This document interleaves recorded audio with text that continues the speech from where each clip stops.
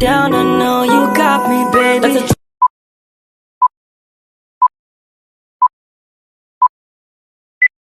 Perkenalkan, nama saya Elsa Mauri dengan NIM 22482101058. Saya berasal dari kelas 5B Farmasi. Di sini saya akan membuat video pembelajaran pengolahan data SPSS. Baiklah, kita masuk ke uji yang pertama, yaitu uji normalitas. Yang pertama yaitu kita masuk ke SPSS. Kita tekan variable view. Di sini saya sudah menginput kode-kode datanya dengan name-nya heu, kel, dan kakak, tipenya string, numerik, labelnya nama hewan, kelompok hewan, dan kadar kolesterol, dan value-nya saya isi dengan 1 kelompok negatif, 2 kelompok positif, 3 kelompok dosis rendah, 4 kelompok dosis sedang, dan 5 kelompok dosis tinggi. Oke, measure-nya nominal, dan scale. Oke, ke data view. Di sini saya sudah menginput data-datanya. Langkah yang pertama yaitu kita tekan analyze, descriptive statistik, lalu explore, baru kita masukkan kadar kolesterol ke dependent list, kelompok hewan uji ke factor list, lalu statistik tekan, terus jangan lupa centang deskriptif dan 95%, continue, lalu plot, terus checklist normality, setelah itu continue. Oke, baiklah, dari hasil yang kita dapat pada uji normalitas, yaitu kita bisa lihat di bagian Shapiro Wilk-nya kurang dari 50 dan signanya besar dari alfa, itu menandakan data kita normal. Baiklah, setelah itu uji yang kedua yaitu uji ANOVA. Yang pertama dilakukan adalah kita lanjut, kita tekan analyze, kita tekan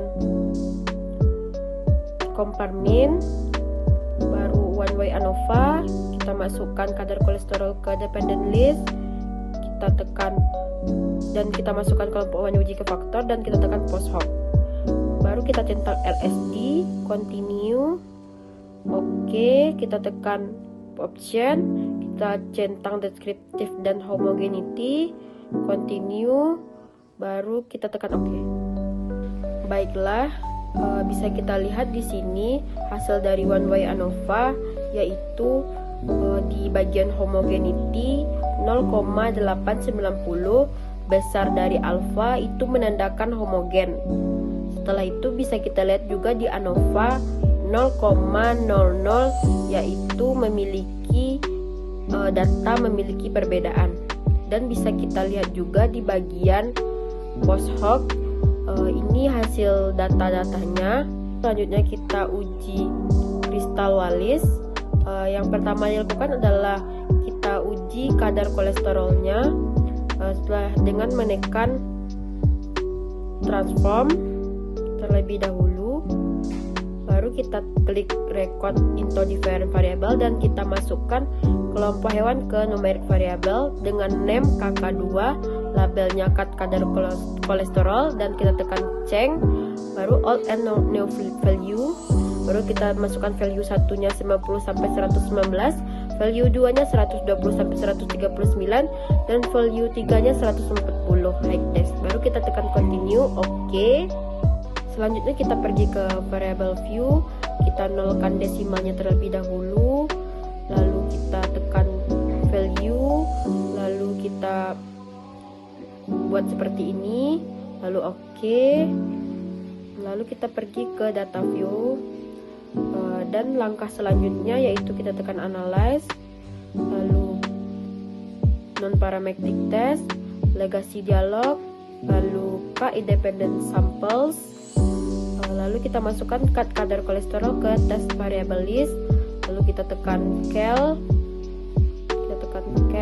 lalu define rank, kita tekan, lalu kita maksimumnya 1 dan maksimumnya minimum 1 dan maksimumnya 5, continue. Oke. Kita lihat hasilnya 0,000. Selanjutnya kita melakukan uji main with new dengan menekan pertama yaitu analyze dan non parametric test, lalu legacy dialog, lalu 2 independent samples. Lalu kita masukkan kadar kolesterol ke test variable list, kita tekan cal, terus define group, lalu kita grup 1, grup 2, 3, continue, lalu kita oke. Dari hasil yang kita dapat yaitu 1,000, menandakan tidak ada perbedaan signifikan. Baik, uji selanjutnya yaitu uji chi-square.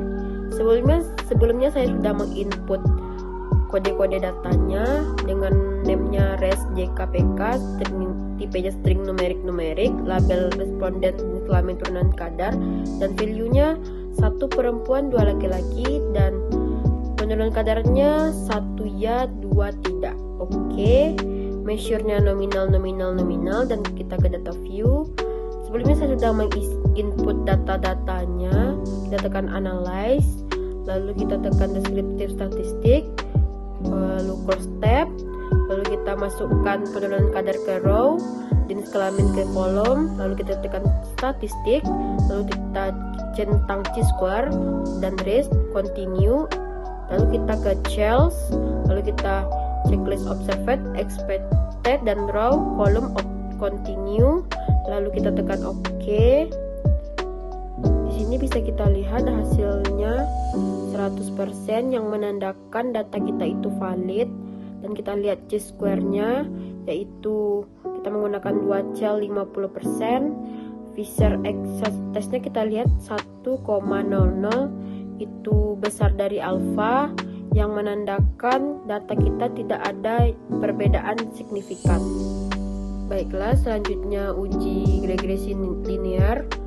Yang pertama dilakukan yaitu kita input data-datanya seperti yang tadi saya sudah input data-datanya.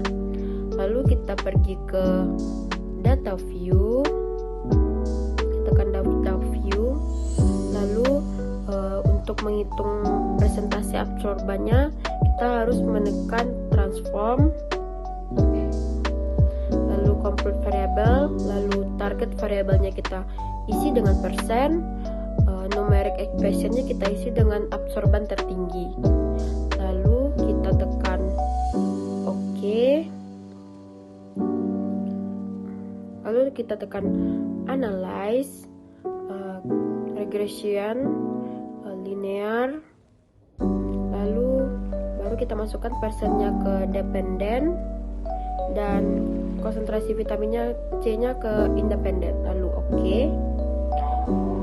Di sini bisa kita lihat hasil dari regresi linear, yaitu R kuadratnya bisa kita lihat besar dari 95, dan bisa kita lihat juga di homogennya B dan A. Untuk mencari nilai Y dengan rumus BX tambah A, dan nilai A-nya yaitu 0,853 dan B-nya 5,044.